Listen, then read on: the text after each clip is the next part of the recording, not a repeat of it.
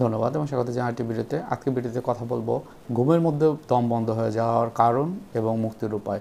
আমি আছি counselling psychologist Asaduzzaman Raju. যেহেতু আমি সাইকোলজিস্ট, আমি মেন্টাল হেলথ প্রফেশনে যেহেতু আছি, ঘুমের মধ্যে দম বন্ধ হয়ে যাওয়ার মানসিক কিছু কারণ থাকতে পারে, সেই বিষয়গুলোকে বেশি গুরুত্ব দেবো। এছাড়া মেডিকেল কিছু বিষয় রয়েছে, সেগুলো খুবই গুরুত্বপূর্ণ, সেগুলোকে আমি বলবো। এবং এর চিকিৎসা কী, কেনই বা হয়, সেগুলো নিয়ে আমি বলবো। আশা করি প্রথম থেকে শেষ পর্যন্ত ভিডিওটি দেখবেন এবং আপনি যদি আমার চ্যানেল নতুন হয়ে থাকেন, আশা করি চ্যানেলটি সাবস্ক্রাইব করে রাখবেন। এই যে ঘুমের মধ্যে দম বন্ধ হয়ে যাওয়া আমরা স্বপ্নে দেখি এবং এটা কিন্তু আসলেই মনে হয় যে বাস্তবে। অনেক ক্ষেত্রে সাইকোলজিক্যাল কারণ, অনেক ক্ষেত্রে ফিজিক্যাল কারণ। ফিজিক্যাল কারণের ভিতরে যে জিনিসটি থাকে প্রথমেই হলো আমরা বলি স্লিপ অ্যাপনিয়া।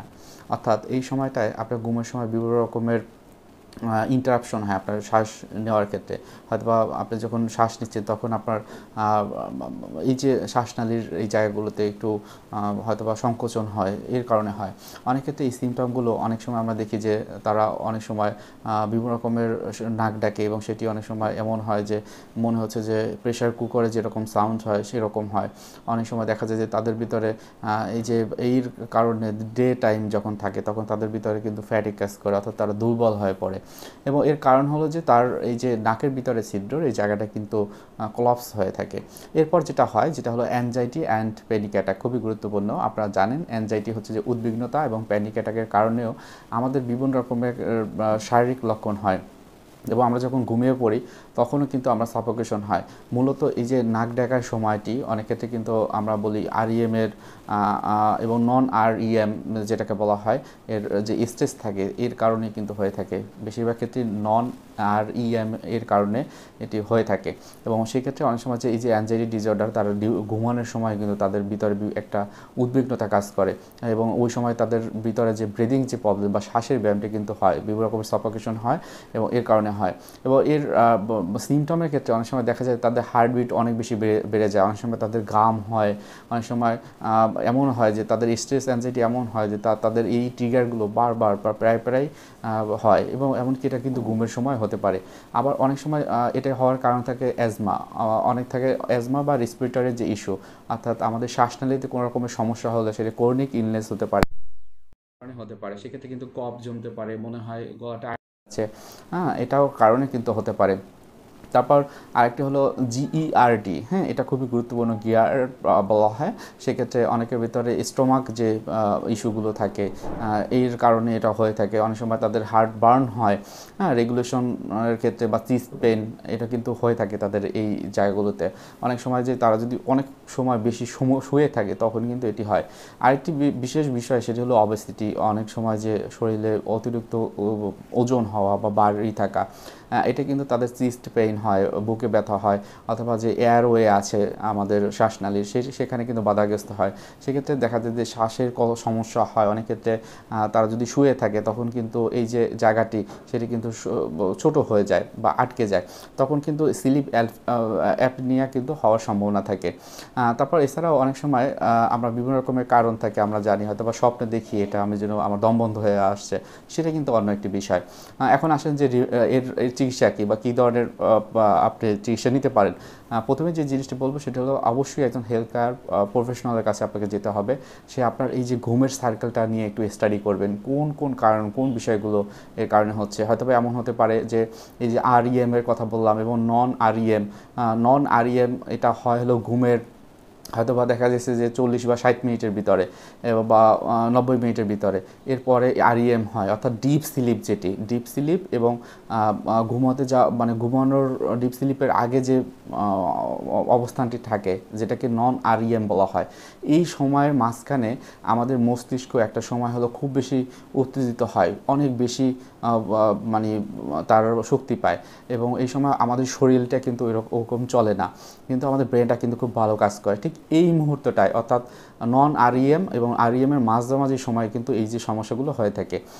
সুতরাং এটি একটা স্টাডি করে যে যিনি হলো যে ফিজিশিয়ান থাকবে বা মেডিসিন স্পেশালিস্টের কাছে আপনারা প্রথমে যেতে পারেন, সে কিন্তু এটি দেখবে।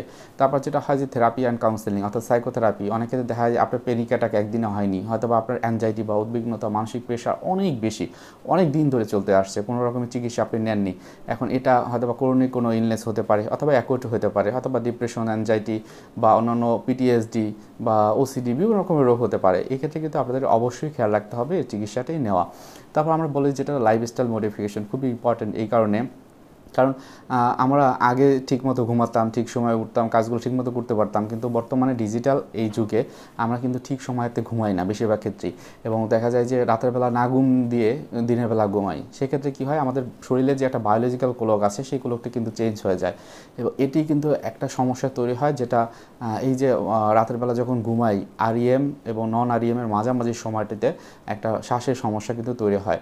এবং অবশ্যই মনে রাখবেন লাইফস্টাইল মডিফিকেশনের ক্ষেত্রে আপনার হেলদি ডায়েট খুবই ইম্পর্টেন্ট, খাওয়া দাওয়ার ক্ষেত্রে, এবং ঘুমের কথা বললাম। তারপর এক্সারসাইজের ক্ষেত্রেও রেগুলার অ্যাক্টিভিটির ভিতরে থাকা, হয়তো বা প্রতিদিন আধা ঘন্টা অন্তত হাঁটতে পারেন, এবং এটা কি করবে, আপনার রেসপিরেটরি যে অর্গানগুলো রয়েছে সেগুলো কিন্তু আরও বেশি মজবুত রাখবে।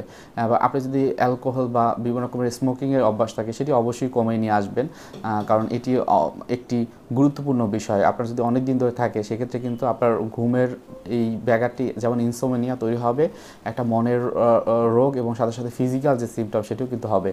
তারপর স্লিপ হাইজিনের কথা বলা হয়, অর্থাৎ স্লিপ পজিশন। আপনি সবসময় এক পাশ হয়ে ঘুমানোর চেষ্টা করবেন, তাতে করে কি হবে যে আপনার এই যে এয়ারওয়ে যে থাকে আমাদের নাকের ভিতরে সেটি কিন্তু একটু খোলা থাকবে। তাছাড়া মেডিকেল ট্রিটমেন্টের কথা বলা হয়, সিপিএপি মেশিন রয়েছে, এর মাধ্যমে কিন্তু এই যে স্টাডি করা হয়, তারা দেখে যে আপনার ওই ঘুমের সময় কী কী হয়, সেইগুলো আপনারা কোনো একজন স্পেশালিস্টের কাছে গিয়ে আপনারা করতে পারেন। তারপর মেডিকেশন দরকার হলে সেটিও তারা প্রেসক্রাইব করতে পারবে। হয়তো অনেক ক্ষেত্রে দেখা যায় অ্যাংজাইটি, অ্যাজমা, বা এই যে একটু আগে বললাম জিইআরডি, এর কারণে হচ্ছে যে বিভিন্ন রকমের মেডিসিন আপনাদের দেওয়া লাগতে পারে। কিছু কিছু বিষয় বা খেয়াল রাখলে আপনারা বাসাতে বসে কিন্তু এটা প্র্যাকটিস করতে পারেন। সেটা হলো ব্রিদিং এক্সারসাইজ, অর্থাৎ শ্বাসের ব্যায়াম। জোরে শ্বাস নেবেন 4 সেকেন্ড ধরে, বুকে ধরে রাখবেন 7 সেকেন্ড, এবং আস্তে আস্তে মুখ দিয়ে ছাড়বেন 7-8 সেকেন্ডে, এভাবে। অর্থাৎ 4-7-8 নিয়মে যদি আপনি করেন, তাহলে দেখবেন যে আপনার এই যে ঘুমের যে সমস্যা, মনে হয় দম বন্ধ হয়ে যাচ্ছে, সেটি কমে যাবে। এবং যাদের ঘুমের ভিতরে এই সমস্যাটি হয়, অনেক কিন্তু কমপ্লেন করেন যে এমনিতেও তাদের বুক ধড়ফড় করে, শ্বাস নিতে কষ্ট হয়, মনে হয় বুকে কিছু একটা বেঁধে আছে। তো এগুলো আপনি কিন্তু করতে পারেন। এবং ডায়েটরি অ্যাডজাস্টমেন্টের কথা যদি আমি বলি, খাবার দাবারের ক্ষেত্রে অবশ্যই বিভিন্ন রকমের শাকসবজি আপনি খেতে পারেন। হাই ফ্যাটস যেগুলো আছে বা সুগার যেগুলো আছে এগুলোকে অ্যাভয়েড করার চেষ্টা করেন, তাহলে দেখবেন যে আপনার শারীরিকভাবে যেমন ভালো থাকবেন, অনেক ক্ষেত্রে আপনার মানসিকভাবে ভালো থাকবেন। তারপর বেশি বেশি পানি খাবেন, এটিও আপনাদের ক্ষেত্রে দেখবেন যে আমরা বলি যে মিউকাস অনেক সময় দুর্বল থাকে বা পাতলা থাকে, সেটি কিন্তু আস্তে আস্তে পুরুত্ব পায়, এবং সেই ক্ষেত্রে আপনার এয়ারওয়েগুলো ভালোভাবে বের হতে পারে। সুতরাং আশা করি বুঝতে পেরেছেন আজকে ভিডিওর মাধ্যমে। তারপরও কারো কোনো প্রশ্ন থাকলে অবশ্যই করবেন, এবং অবশ্যই আপনি যদি নতুন হয়ে থাকেন আমার চ্যানেল সাবস্ক্রাইব করে রাখবেন। সবার জন্য শুভকামনা। আসসালামু আলাইকুম।